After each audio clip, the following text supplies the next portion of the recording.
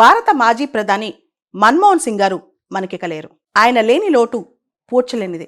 దేశానికి ఆయన చేసిన సేవలు మరవలేనివి. 92 సంవత్సరాల వయసులో ఆయన మరణించడం జరిగింది. ఆయన ప్రస్తుతం ఉన్న పాకిస్తాన్లోని పంజాబ్ ప్రాంతంలో పుట్టారనమాట.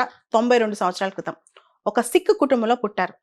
అంతేకాదు, ఏకైక వ్యక్తి, ఒక సిక్ రిలీజియన్ నుంచి, సిక్కు మతం నుంచి ప్రధాని అయిన ఏకైక వ్యక్తి అయిన భారతదేశానికి. మన్మోహన్ సింగ్ గారి గురించి, ఆయన ప్రస్థానం గురించి చెప్పాలంటే చాలా ఉంది. ఆయన ప్రముఖ ఆర్థికవేత్త. మొదటగా ఆయన వరల్డ్ బ్యాంక్లో పనిచేశారు, ఆక్స్ఫర్డ్లో, కేంబ్రిడ్జ్లో చదివారు. ప్రపంచంలో గొప్ప గొప్ప స్కాలర్షిప్స్ వచ్చాయి ఆయనకి. పద్మ విభూషణ్ అవార్డు కూడా వచ్చింది ఆయనకి భారతదేశం తరపు నుంచి. తర్వాత భారతదేశానికి వచ్చిన తర్వాత ఆర్బీఐ గవర్నర్గా పనిచేశారు, ప్లానింగ్ కమిషన్లో పనిచేశారు, ఫినాన్స్ మినిస్ట్రీకి ఎకనమిక్ అడ్వైజర్గా పనిచేశారు. తర్వాత పివి నరసింహారావు గారి హయాంలో ఆయన ఫినాన్స్ మినిస్టర్. ఎల్పిజి రిఫార్మ్స్ని ముందుకు తీసుకెళ్లడంలో పివి నరసింహారావు గారు, మన్మోహన్ సింగ్ గారు కలిసి ముందుకెళ్లారనమాట. అంతేకాదు, ఈ రిఫార్మ్ స్పీచ్ ఇస్తూ, ఎల్పిజి రిఫార్మ్స్ గురించి స్పీచ్ ఇస్తూ బడ్జెట్ స్పీచ్లో విక్టర్ హ్యూగోని కోట్ చేస్తారు మన్మోహన్ సింగ్ గారు. No power in this world can stop an idea whose time have come. అంటే ఒక ఐడియా టైం వచ్చినప్పుడు ప్రపంచంలో ఏ శక్తి దాన్ని ఆపలేదని చెప్పి ఎల్పిజిని ముందు తీసుకెళ్తూ, ఆ తర్వాత మళ్ళా 2004 నుంచి 2014 వరకు కరెక్ట్గా 10 సంవత్సరాలు, అంటే 2 ఫుల్ టర్మ్స్ ఆయన భారతదేశానికి ప్రధానిగా చేశారు. 2006లో ఇండో యుఎస్ న్యూక్లియర్ డీల్ టైంలో ఆయన పార్లమెంట్లో, లోక్సభలో ఆయనకు వ్యతిరేకంగా నో కాన్ఫిడెన్స్ మోషన్ పెట్టినా సరే పార్లమెంట్ని ఎదిరించి మరి ఇండియా యుఎస్ న్యూక్లియర్ డీల్ ముందు తీసుకెళ్లారు. దాంతోపాటు ఆయన చేసిన సంస్కరణలు భారతదేశానికి ఎన్నో. ముఖ్యంగా ఆయన హయాంలో వచ్చిన RTI act, right information act కానీ, మహాత్మా గాంధీ జాతీయ ఉపాధి హామీ చట్టం కానీ, ఆధార్, ఇప్పుడున్న ఆధార్ కూడా ఆయన టైంలో ఇనిషియేట్ చేస్తుంది. అంతేకాదు, ఫుడ్ సెక్యూరిటీ యాక్ట్, దేశంలో ఉన్న పెద్ద పెద్ద వెల్ఫేర్ స్కీమ్స్ అన్ని కూడా ఆయన హయాంలో వచ్చినాయి. దాంతోపాటు రెండోసారి 2009లో, అంటే 2004లో ఆయనపైన చాలా విమర్శలు వచ్చాయి. 2004 నుంచి 2009 వరకు ఈయన చాలా స్లోగా ఉన్నాడు, సోనియా గాంధీ ఏం చెప్తా తింటారు, ఇలాంటి మాటలు ఉండే అనమాట. 2009లో మళ్ళీ ఆయన ప్రైమ్ మినిస్టర్షిప్లోనే రెండోసారి యూపీఏ 2 గవర్నమెంట్ రావటం, అప్పట్లో చాలా famous slogan Singh is king, Singh is king అని చెప్పి చాలా పెద్ద స్లోగన్ కూడా బయలుదేరిందనమాట. ఆ తర్వాత ఆయన ఎవరు ఆపలేనంత శక్తిగా ఆయన ఎదిగారనమాట. ఆయనకి ఆర్థిక శాస్త్రంపై అవగాహన దృష్ట్యా భారతదేశంలో అనేక సంస్కరణలు తీసుకొచ్చి ముందుకు తీసుకెళ్లారు. ముఖ్యంగా ఆయన టైంలో బ్యాంకులకు వచ్చిన చాలా పెద్ద problem non performing assets.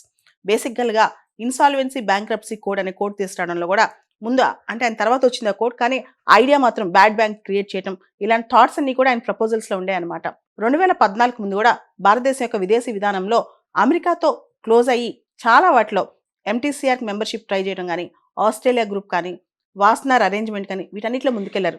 Even nuclear suppliers గ్రూప్లో కూడా ట్రై చేశారనమాట. ఇండియా మెంబర్ కాలేకపోయింది. 2014లో ఎలక్షన్స్ ముందు ఆయన చాలా స్ట్రాంగ్ డెసిషన్ తీసుకున్నారనమాట. ఒకటి, మేజర్గా కామన్వెల్త్ సమ్మిట్కి అటెండ్ కాకపోవడం శ్రీలంకలో జరిగితే, శ్రీలంకలో ఎల్టీటీ అంశం దృష్ట్యా ఆయన, శ్రీలంకలో మానవ హక్కుల ఉల్లంఘన దృష్ట్యా ఆయన కామన్వెల్త్ సదస్సు కూడా అటెండ్ అవ్వలేదు 2014 జస్ట్ ఎలక్షన్స్ ముందు. 2014లో యూపీఏ 2 గవర్నమెంట్ ఓడిపోయి ఎన్డీఏ గవర్నమెంట్ వచ్చింది.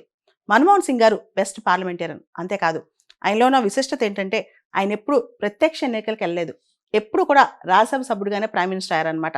ఇది కూడా ఆయనకు ఒక ప్రత్యేకతను తీసుకొచ్చింది. ఎప్పుడు కూడా డైరెక్ట్ ఎలక్షన్ ఫేస్ చేయలేదు.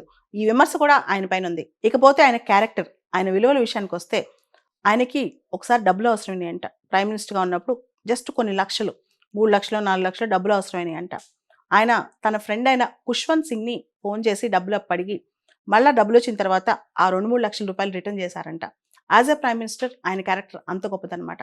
ఆయన టైంలో సంజయ్ బారు అని చెప్పి ప్రైమ్ మినిస్టర్ ఆఫీస్లో పనిచేశారు ఒక ఆఫీసర్. ఈయన పైన ఒక పుస్తకం రాస్తారు, Manmohan Singh the accidental prime minister అని చెప్పి. దానిలో కొన్ని నిర్ణయాలు మన్మోహన్ సింగ్ సరిగ్గా తీసుకోలేదు అని విమర్శిస్తూనే ఆయన క్యారెక్టర్ని మాత్రం చాలా పొగిడారు. ఆయన కొన్ని విలువలు మాత్రం చాలా పొగిడారు. రీసెంట్గా ఆయన పార్లమెంట్కి వీల్ చైర్లో ఓటేయడానికి వెళ్ళారు, ఢిల్లీ సర్వీస్ బిల్ డిస్కషన్ అప్పుడు అనమాట. భారతదేశాన్ని మన్మోహన్ సింగ్ గారు ఒక కొత్త యుగంలోకి నడిపించారు. ముఖ్యంగా 1991లో ఎప్పుడైతే సంస్కరణలు అవసరం అయ్యాయో, అప్పట్లో మన ఫారెక్స్ రిజర్వ్స్ కేవలం 2 వారాలకు సరిపోయినంత ఉన్నాయన్నమాట. కానీ ఇప్పుడు చూస్తే కనుక దాదాపు $700 బిలియన్. దానికి కారణం అంటే ఈ రోజున పర్ క్యాపిటల్ ఇన్కమ్ ఇంత పెరగడానికి, ఈ రోజున కన్జంప్షన్ ఇంత పెరగడానికి, ఈరోజు భారతదేశం ఇంత స్ట్రాంగ్ ఎకనమిక్ పవర్ అవడానికి, పర్చేసింగ్ పవర్ ప్యారిటీలో నెంబర్ 3 అవడానికి, త్వరలో $7 ట్రిలియన్ ఎకానమీ అవడానికి పునాదులు వేసింది ఆయనే. ఆయన ఆర్థిక మూలాలే మనం ఇప్పుడు ఫాలో అవుతున్నాం. ఆయన వేసిన పునాదులే మన భారతదేశాన్ని నిర్మించాయన్నమాట. మన్మోహన్ సింగ్ గారు తీసుకొచ్చిన రకరకాల పథకాలు, మహాత్మా గాంధీ జాతీయ ఉపాధి హామీ పథకం ఈ రోజున చూస్తే ప్రపంచం మొత్తంలో కల్లా అతిపెద్ద ఉపాధి హామీ పథకం. ఆర్టీఐ ఇప్పుడు సమాచార హక్కు అనేది ప్రతి ఒక్కరి చేతిలోకి వచ్చిన హక్కు. అదేవిధంగా ఫుడ్ సెక్యూరిటీ యాక్ట్, ఆహార భద్రత చట్టం. దేశంలో దాదాపు 62.5% 62% మందికి పైగా ఫుడ్ ఈరోజు ఇంత హ్యాపీగా దొరుకుతుందంటే దాని వెనకాల ఆయన కృషి ఉందన్నమాట.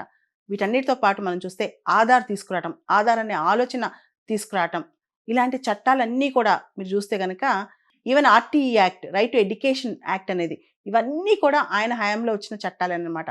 అదేవిధంగా ఆయన హయాంలో విదేశీ వ్యవహారాలు కూడా చాలా సటిల్గా, చాలా నీట్గా నడిపించేవాళ్ళు అనమాట.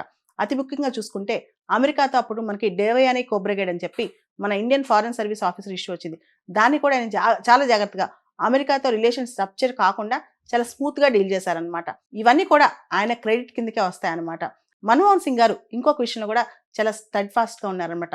2013లో లిల్లీ థామస్ కేసు జడ్జిమెంట్ వచ్చినప్పుడు section 8 clause 4 of representation of peoples act సంబంధించి అప్పుడు సుప్రీంకోర్టు ఒక మాట చెప్పింది.